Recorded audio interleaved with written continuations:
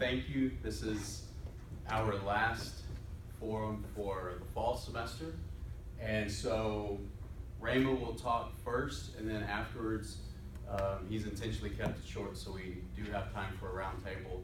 So we'll have the round table afterwards, and it's so you can be getting prepared during, I guess, Rhema's presentation. The process you use for writing a manuscript. So I'll turn it over to Rhema Fuller. Thank you. Thank you, everyone. And while I pull up my presentation, there's donuts in the back, so feel free to grab a donut as you get settled in. Thank you for the donuts, Rhema. You know, Very nice. You're welcome. Very generous. grateful. kindness, be kind. So, decided to get donuts for everybody.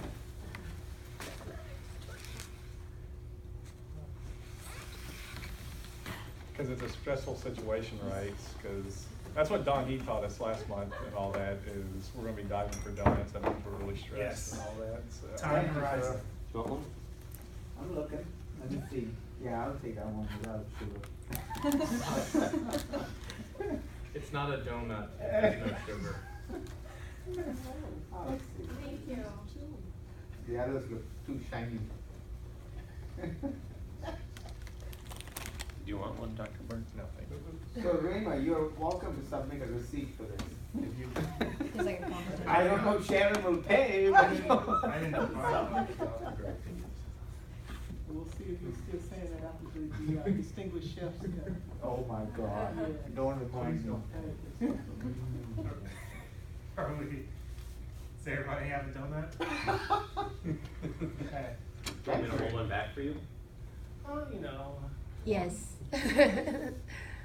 So thank you everyone for coming out. Thank you for your time, and thank you for Cody for putting this research forum together, our third research forum. And as Cody said, I'm intentionally trying to keep this short so that in the spirit of the KWS Research Forum, we'll have some opportunity to discuss matters that are going to potentially make us better researchers and better collaborators, better scholars.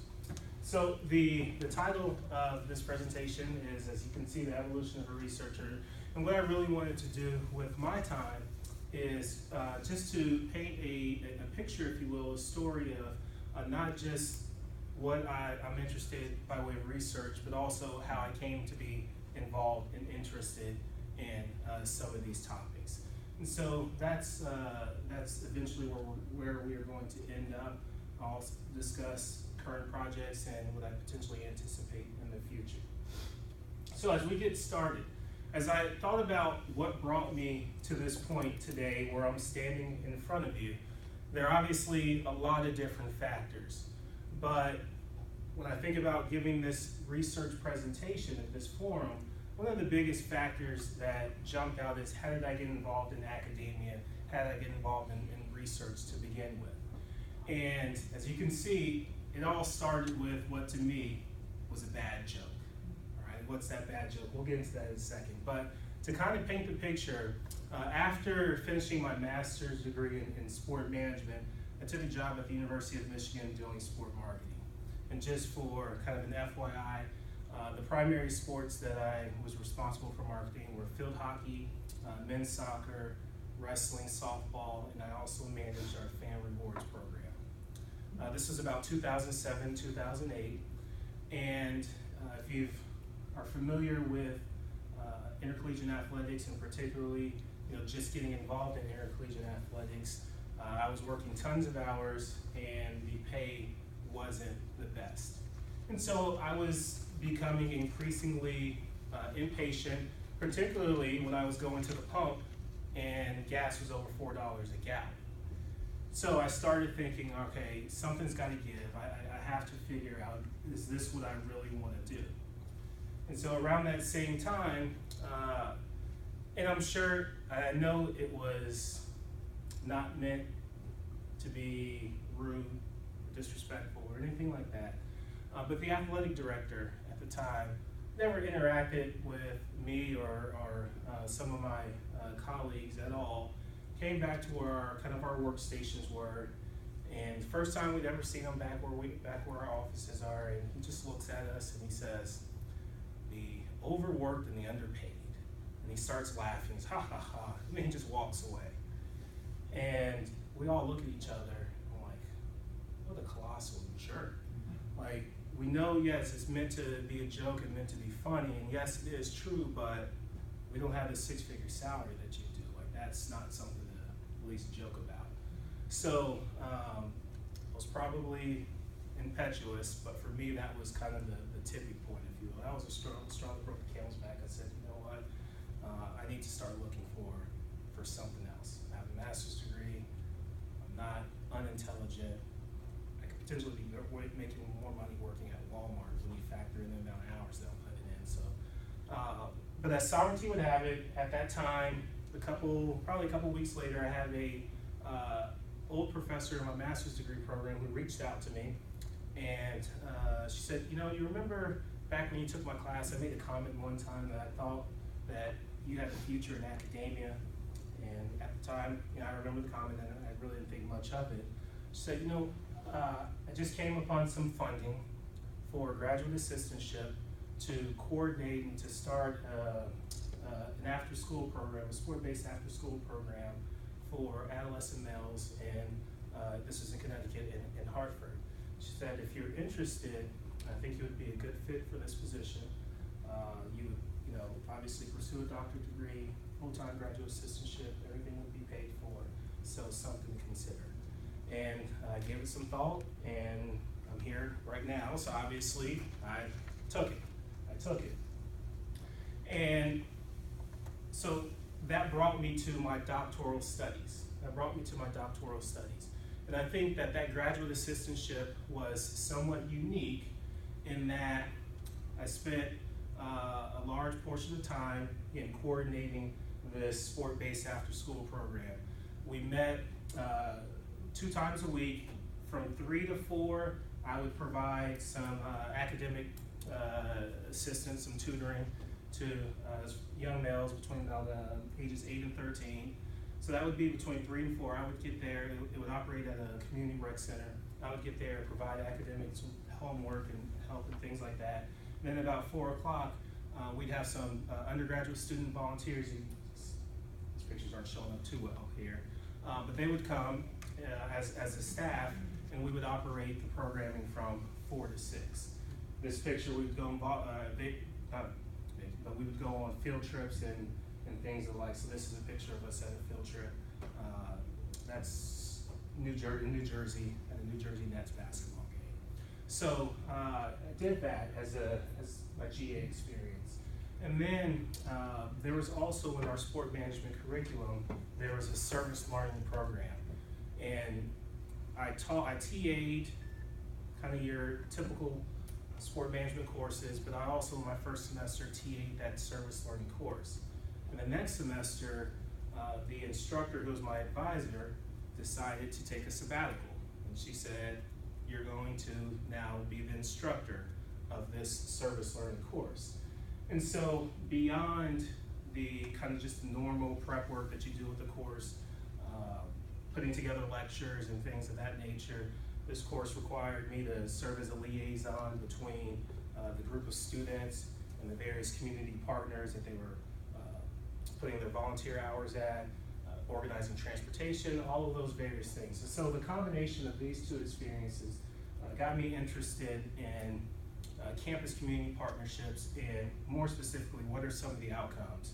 So we're putting on this program for young males. We have these service learning courses where our students are going into Hartford. We're partnering with these organizations, but what are some of those outcomes? And so these experiences helped develop my research interest, and one of my research interests thus far has been examining some outcomes of campus community partnerships, and particularly the use of service learning courses within those campus community partnerships. Now, it's been a fruitful line of research. Just give you a couple of sample publications and just some insight into things that we've examined and things that some of the outcomes.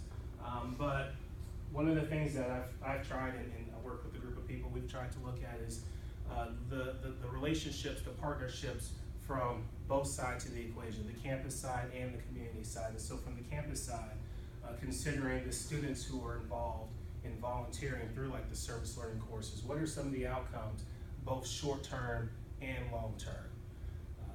From the community side, as you maybe you'll see down here, with the young males who are participating in this after-school program, what were some of the outcomes? From a developmental standpoint, from a social standpoint, a physical standpoint, a academic standpoint, and also there's a nutrition component to that program, so from a nutritional standpoint as well. And then this middle publication, the focus was on kind of a macro level. What are some of the pitfalls, some of the lessons learned in structuring from the beginning to the end, or the restructuring of campus community partnership. And I believe that this line of research, as I said, has been fruitful, and I think it has larger implications, particularly in domains like this in higher education, where there's an increasing call for experiential, practical learning opportunities for students, but then also schools, universities partnering with their local communities. And so here at the University of Memphis, this being my second year, the question is, what's going on here? How's it transferred or translated? I guess neither of them, obviously one's not here, but Cindy and Inna and I put together a grant, a Strengthening Communities grant with a local community partner. Didn't get it, but still, there's that effort there. I've reached out to a couple other organizations in the community, just kind of gauging some interest on potential ways that we can partner. The traction is slow, but this is year 2, the night is still young, right? The night is still young. So that's one line of research.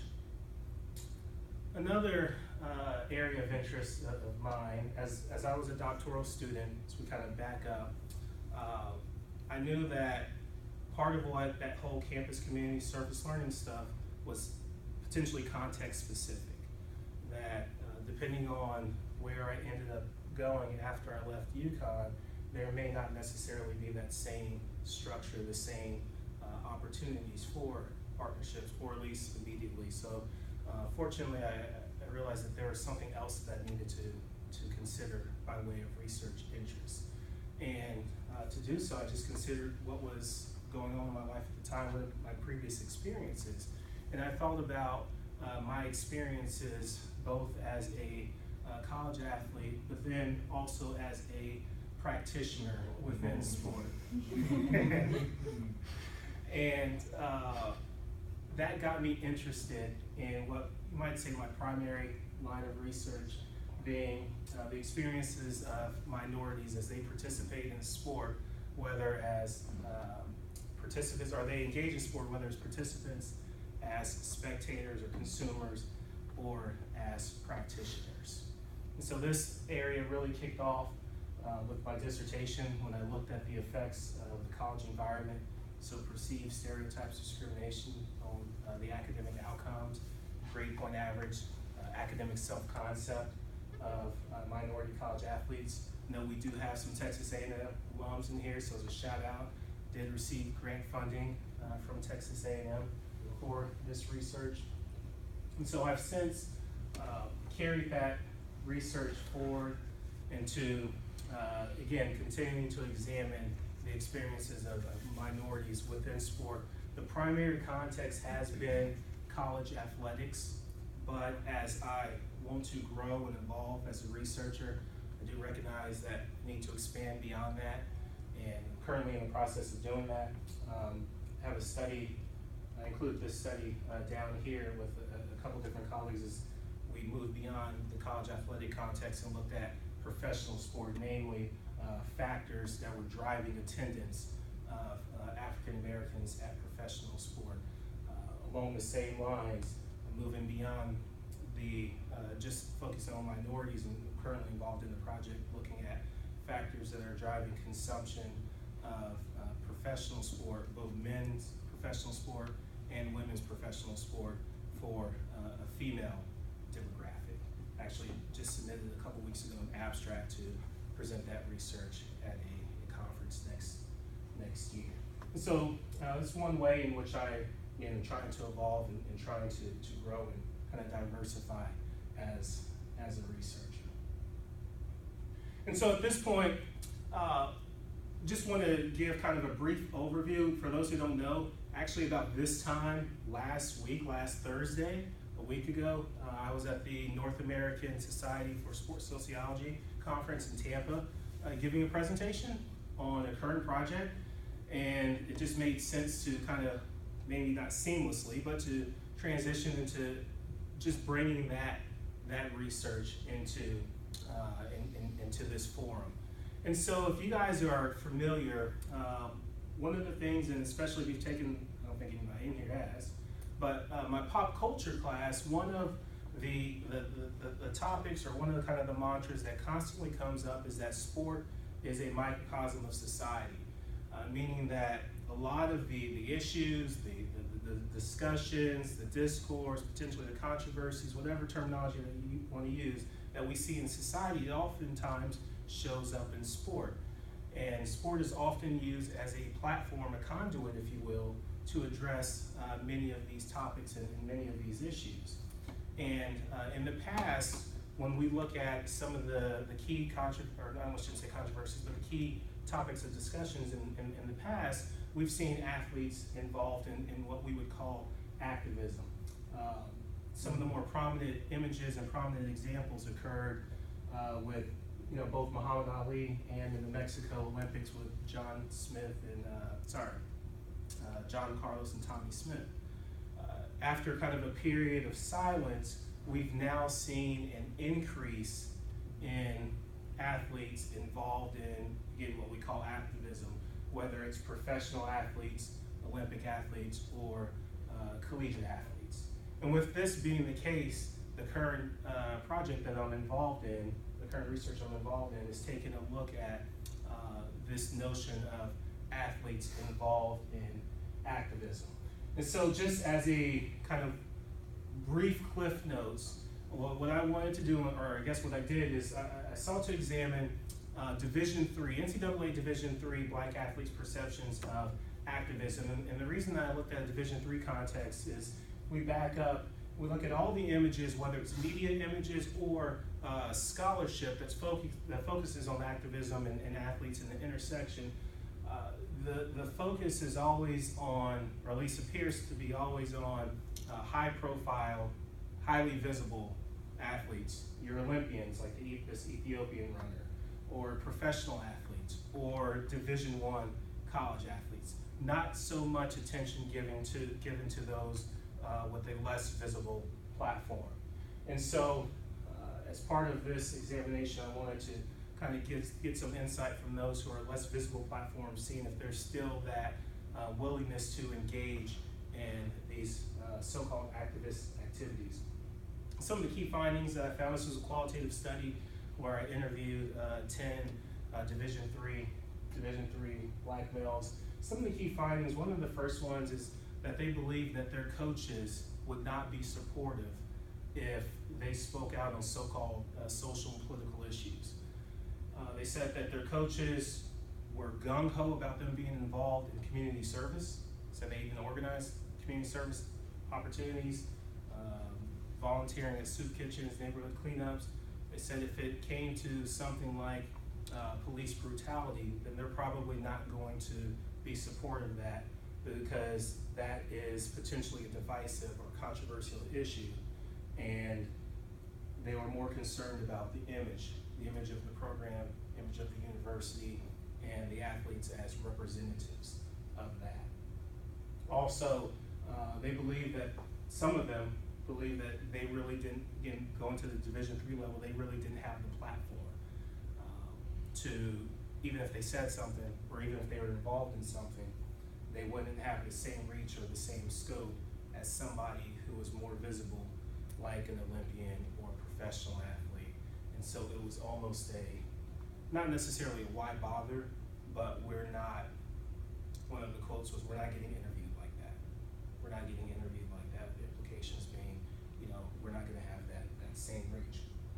Now, I bring this research up not only to kind of give an an idea of what I'm doing currently, but also as a way to see where there's potential overlap and to springboard into our roundtable where there's potential overlap. And I think at first glance, it may not look like there's much overlap with this when we look at some of the things that everybody else is doing in this room.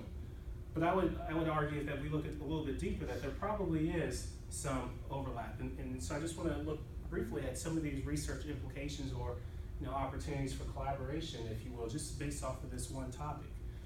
Anybody familiar with one of the biggest issues on the minds, if you will, or topics of discussion on the high levels of the NFL, the commissioner, and Concussions? Are you talking beyond concussions? Yeah. One of the big issues that's drawn the attention of the commissioner, he's talking about it, all the other powers that be, is that viewership of the Yeah, NFL it's gone down. is down from anywhere from 10 to 20% based off of the week. And so there's this discussion of why is that the case? Why is that the case? And the NFL has come out and said, we think it's because of the election, that people are focused on the election.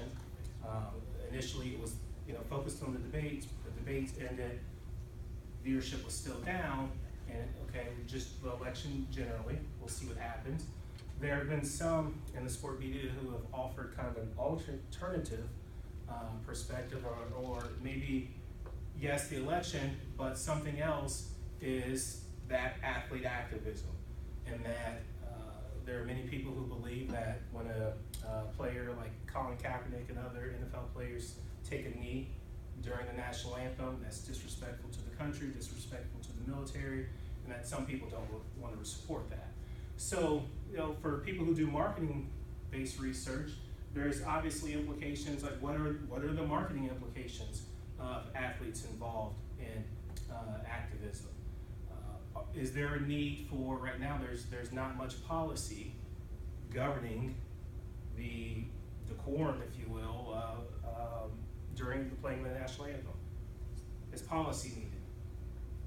As a shout out to Cody who's organizing this, right? Think about something like rivalries. Let's say you have a Texas-Oklahoma rivalry. Cody has mentioned that. And you have the Texas quarterback who decides to start taking a knee during the national anthem.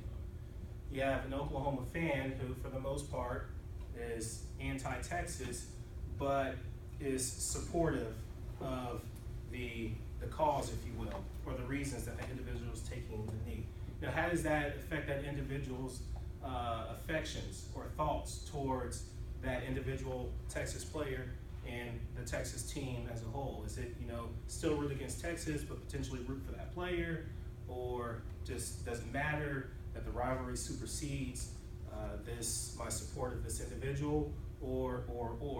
So there's potential implications there. When you think about, as we said, the viewership has been down in professional football.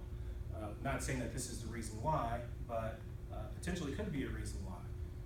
Viewership is down. Will there eventually be an impact on in-person or live spectatorship? And if that's the case, what's going to be the impact, if any, on the hospitality and the tourism industry? You take a thought about, or think about what happened at the University of Missouri when both the system president and the chancellor resigned after student groups, including the football team, said the football team said we're not going to play, we're not going to practice, we're not going to play unless the president resigns. And the university stood to lose millions of dollars if they stopped playing. And as we all know, the president resigned and the chancellor ended up resigning. And so considering things such as political discourse and the discourse leading up to that, after that, even right now, a year and change later, what's been the actual outcome? What's the climate? What's the campus like? And so, again, this list isn't exhaustive, but I just want to potentially bring up ways in which, at first, it may not seem like there's much intersection, but as we look deeper, there probably is more intersection. And I think that's gonna be the case with all of our research on both the sports side and the hospitality side, is that there's probably a lot more intersection and opportunities for collaboration than what we really realize. And so hopefully we'll be able to use the time coming up and moving forward to think more abstractly, think a little bit deeper, and see how we can collaborate more as a school. So that must be the sign that time is up. Who forgot to turn off their phone? No, it's okay. So with that, I just wanted to give you some insight into not only what I'm interested in as a researcher, but probably more importantly, why I'm interested in those things, and hopefully was able to paint a brief but informative story or picture of how I came to be standing in front of you here today. So with that, thank you for your time. Rhema, are you still visiting us? Quality visiting professor. You're scaring me now. What is the plan? Are you just visiting? Or? No. This is a KWS thing, so it's an inside joke. No, but I am officially, it's been removed. Okay. It's been, Thank you, I hope so. It's been removed.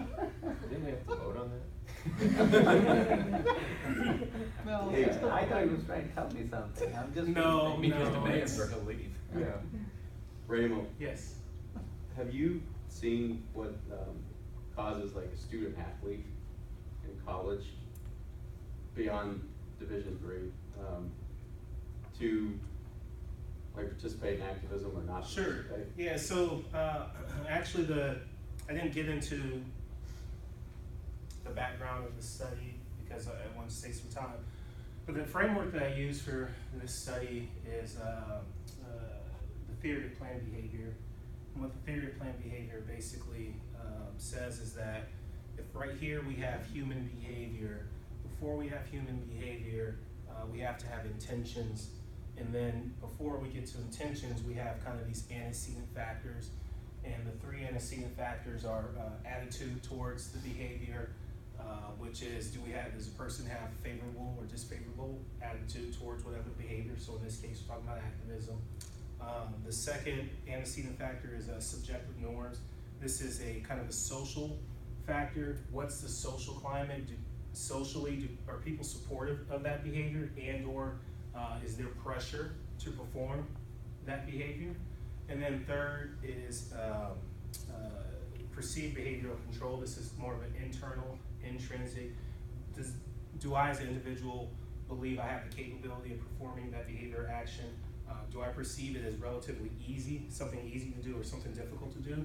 And so if we take the example of the Division III athletes, from that perceived behavioral control, they said that, right, as on the Division III level, my reach, my platform is not necessarily there. So it's going to be difficult for me to reach people. It's going to be difficult for me to reach people. That was one of the things. You had a couple also who said, I'm just a college student. I don't know what I don't know, and probably 5-10 years from now, I'm going to look back and say I was an idiot for thinking or saying whatever I did. So it's probably best that we leave this to people who are older, or they say more wise. The coaches would fall under that social part of it, the subjective norms, that they didn't perceive social support from their coaches. And then the attitude would just be what's their attitude. And so theory of planned behavior would say, if a person has a favorable attitude, if they perceive that the behavior is accepted socially, or there's pressure to perform that behavior socially, and that they believe it's relatively easy for them to engage in that, they're gonna more likely have intentions to do it and then ultimately do it. So that's kind of the framework I use. So that would probably be what we would look at when it comes to you're talking about the others. Do you have any other frameworks, maybe more from the perception of other people who are not carrying out the activism? the perception of those athletes who are being active. Have you ever looked into anything No, like that? no, this is, it's actually an exploratory study.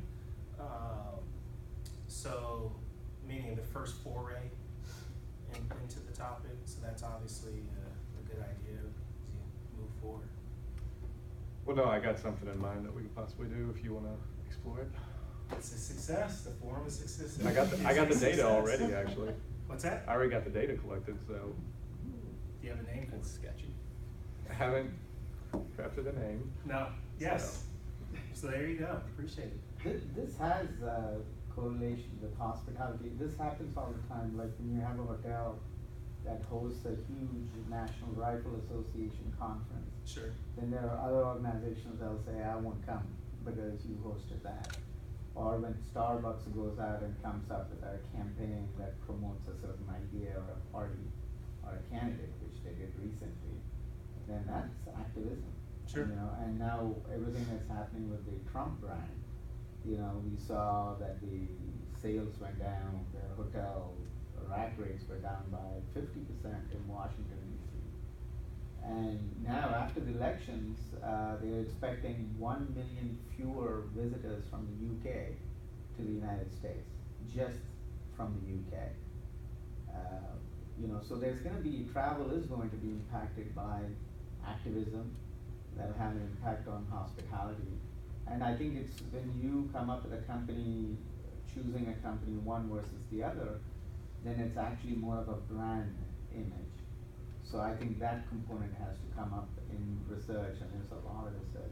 So there's, right, would you agree? And, you know, there's a hotel, things that tarnish their brand if they associate with certain type of organizations versus others. Sure. So, yeah, so the brand equity Sure. issue is a big thing in our industry. And that's why you saw, like in the 90s, early 2000s, one of the people who received the most criticism for never saying anything was Michael Jordan. And the famous quote that is attributed to Michael Jordan is he said that Republicans buy sneakers too.